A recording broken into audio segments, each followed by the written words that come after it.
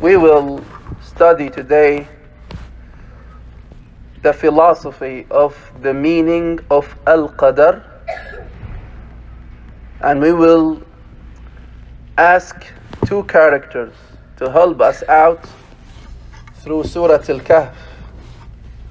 The first one, Prophet Musa alayhi salam, the one who representing the mankind in the story, and Al-Abdu Salih, the one who representing Al-Qadr in the story. As if Allah subhanahu wa ta'ala, He wanted us to learn from Al-Qadr directly. And you will see the struggling that we face as mankind, that sometimes we can't answer the questions. Why we have the evil?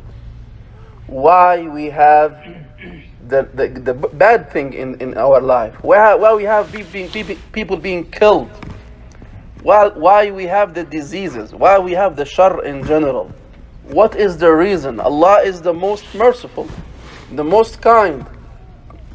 And we have evil in the ground here, in the life. People are killing, stealing, oppressing. Sometimes earthquake take third of the city or the area. Why? Where is the wisdom? This is, Ikhwani, these are days, this question being going on every social media, every YouTube channel, they talk about, is it Allah real? He exists, or what's going on? Why He is not doing anything, especially when it comes to the suffering of the believers? How we could answer this in a right and in order, inshallah. Number one, don't forget the following. The Creator Himself, subhanahu wa ta'ala, He told us from day one, you will not live in this life in a honey and moon life. وَلَقَدْ خَلَقْنَا الْإِنسَانَ فِي كَبَدٍ. We created you in this level of your life to live with a hardship. So take it as a fact. You will not live without exams. You will not live without tests. This is very clear, and He told us about it. Number two, what you see it shar, it could be not shar, but you don't know. And let me go directly to the stories, because the stories will give you a good vision about what I want to talk about today, inshallah. Number one, Musa alayhi salam, he told Allah subhanahu wa ta'ala, can I see you? As a human being, he wants always to know the unseen. Arini anzur ilayk. Let me look at you, O my Lord. What Allah told him, you can't. You can't. But I'm going to give you example. Look to the mountain. If the mountain will stay in its place after I will do my tajalli to the jabal, to the mountain, you could see me. فَلَمَّا تَجَلَّى رَبُّهُ لِلْجَبَلِ خَرَّ مُوسَى صَعِقًا. When Allah Azza wa Jal did tajalli to al-jabal, Musa, he can't stay alive. He immediately lost his caution. He been shocked.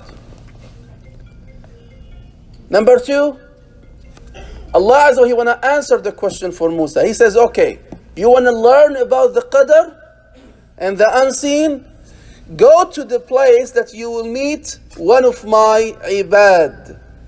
And that abd, he will tell you and he will teach you. And Allah Azza wa Jal told us about that person, which is al-abd salih. آتَيْنَاهُ رَحْمَةً وَآتَيْنَاهُ مِن لَدُنَّا عِلْمًا. Rahmah and ilm. Rahmah and ilm. I want you to keep those two words in your mind. Al-Qadr carries with it Rahmah, mercy, and knowledge and ilm. We don't know all the information. And this is the key to understand the Qadr. We don't know all the information. Allah knows.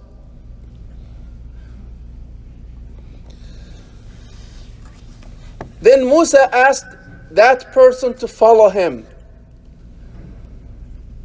Al-Abd Salih told Musa, you can't. Al-Qadr sometimes it's very, very, very confusing. Confusion. You can't follow me. He said, don't worry, I will follow you. I will not disobey you. وَلَنْ أَعْصِي لَكَ أَمْرًا وَلَا أَعْصِي لَكَ أَمْرًا, according to the qira'at.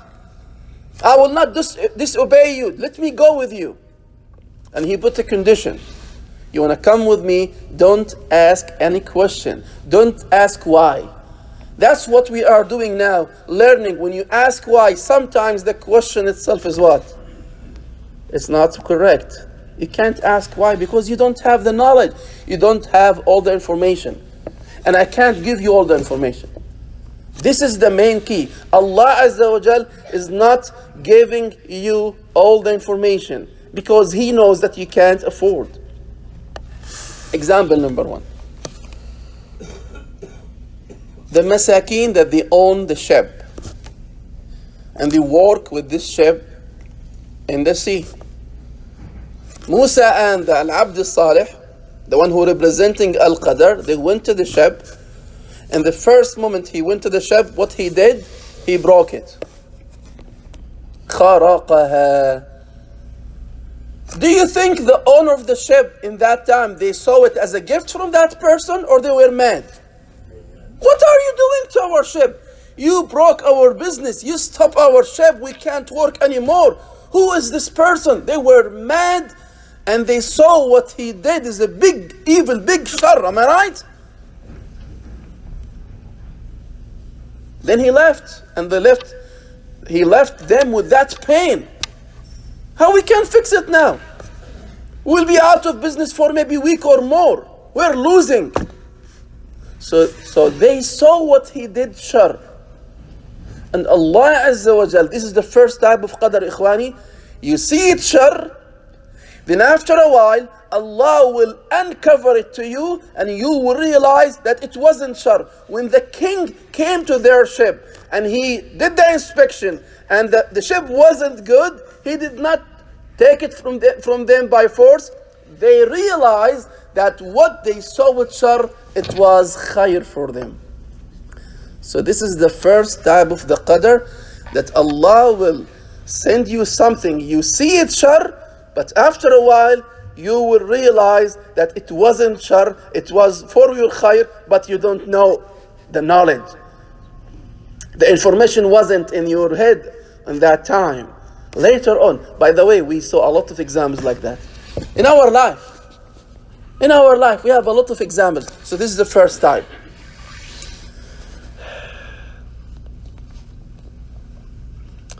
Second example. Al-Ghulam, the boy. Al-Qadr killed that boy with no reason.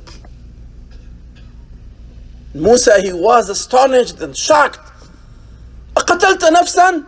You killed a human being with no reason? What kind of human are you? And he responded, أَلَمْ أَقُلْ لَكَ إِنَّكَ لَن تَسْتَطِيعَ مَعِيَ صَبْرًا. Didn't I tell you can't have patience with me? You can't. Okay, I'm sorry. I will not ask you another question. Let's go back to the mother of that ghulam. The mother of that ghulam. Do you think Al-Khidr or Al-Abd Salih, he told her about the wisdom? No. Do you think that mother, she didn't live a miserable life losing a child without any introduction? She lived a miserable life, very painful, crying. She saw it shar, and Allah did not uncover that for her all her life. She passed away with this kind of pain in her life, that somebody killed my son without my understanding why. And when Allah Azza wa Jal gave her another son in the future, she did not realize that son, the second one, is what? A replacement for the first one, that he will make their life miserable. So the second type of qadr, something you see it shar, and it will stay with you all your life. while you think it was shar, and Allah replaced something to you, and He give you something khair, but you have no connection. Somebody being fired from a job, he saw that, oh, this is big dhulm. Somebody, he is not rich, why Allah picked me not to be rich? Somebody is not have a good looking, why Allah created me with not a good looking? You can't ask Allah why, because sometimes you don't know what Allah avoid from you and in front of you by doing this for you. Always you have to trust. The second or the third story, which is the more important. Al-Jidar, the wall, belong to whom? Yatimain, two orphans. By the way, the two orphans in the story, they did not see Musa or Al-Khidr. They did not see that the wall was almost collapsed. They did not see what happened to the wall. They did not realize that there is what? A luxury, a cans under the wall. They were out of the picture.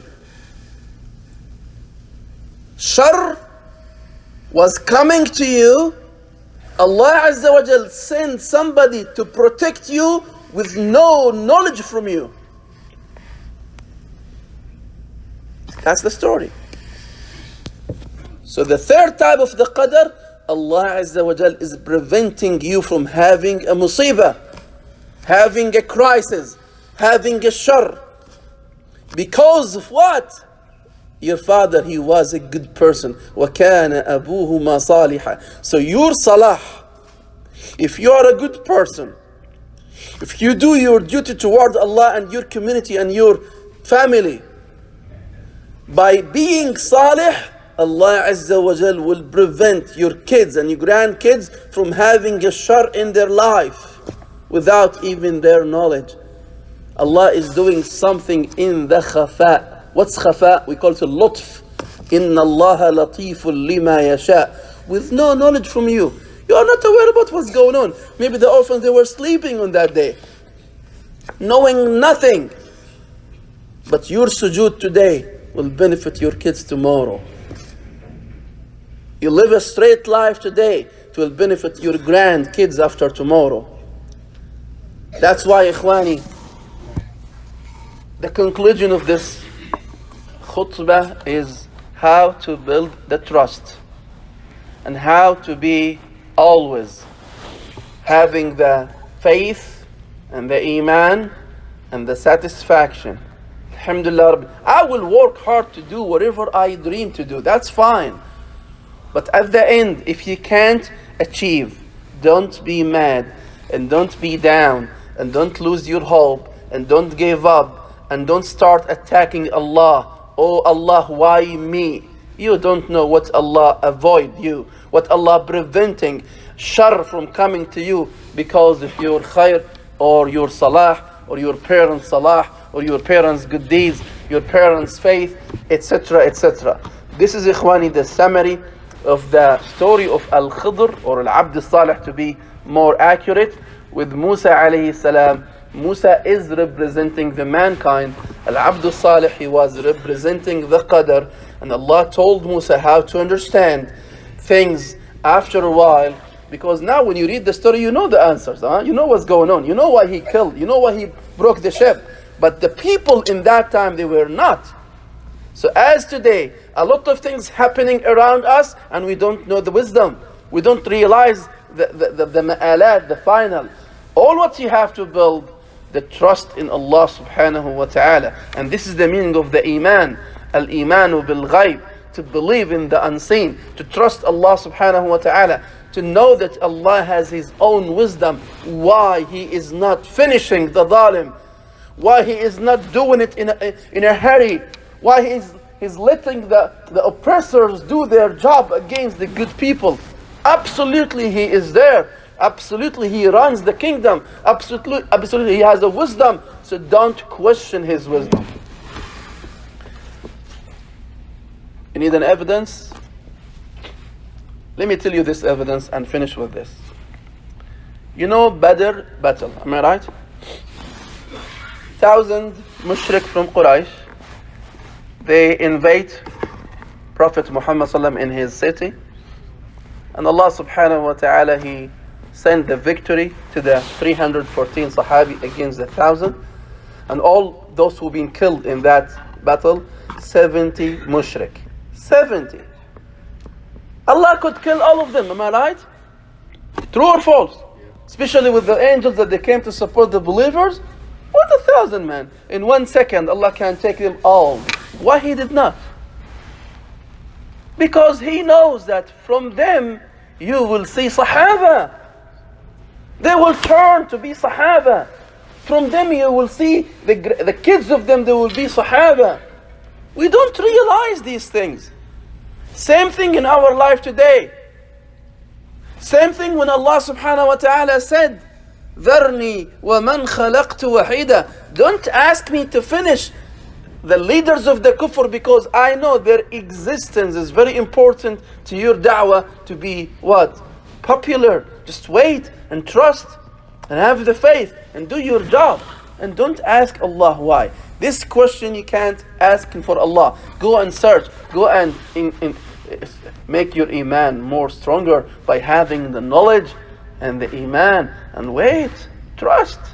He is the one that He says, وَكَانَ حَقًّا عَلَيْنَا نَصْرُ الْمُؤْمِنِينَ. Allah is not playing game with us, ikhwani.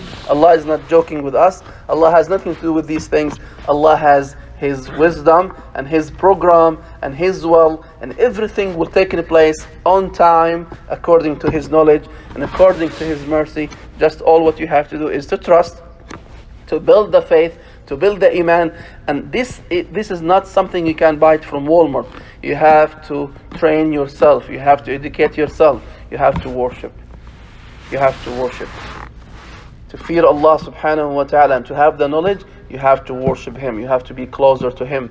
And Ramadan is a big opportunity to rebuild and to refresh your faith and your trust with Allah subhanahu wa ta'ala. Especially today, the last Friday of Ramadan. And today is the night of the 27th of Ramadan. Most likely it's the night of Al-Qadr. But the intention at least, because we don't know. You could live, you could not live up to the Isha Salah today. This is in the hands of Allah subhanahu wa ta'ala. To make the intention to worship Allah subhanahu wa ta'ala in this night, to do the qiyam, ihtisaban lillah subhanahu wa ta'ala if you can. Here in the masjid you are welcome, in your house it's up to you, in other masjids it's up to you. But put the intention, I want to do it for the sake of my Lord and for the sake of my kids, for the sake of my grandkids. I want to be salih today to benefit them inshaAllah ta'ala. And don't question the qadr, don't question Allah subhanahu wa ta'ala after what happened, that's it. You can't change it. All what you have to do, how to react to the result of what happened. And absolutely Allah Azza wa Jal is there to help. Just knock at His door and raise your hand to Him and say, Ya Rabb, I need your help. He is there to help. He is the one who said this. وَقَالَ رَبُّكُمُ ادْعُونِي أَسْتَجِبْ لَكُمْ أَقُولُ قَوْلِ هَذَا وَأَسْتَغْفِرُ اللَّهَ لِي وَلَكُمْ.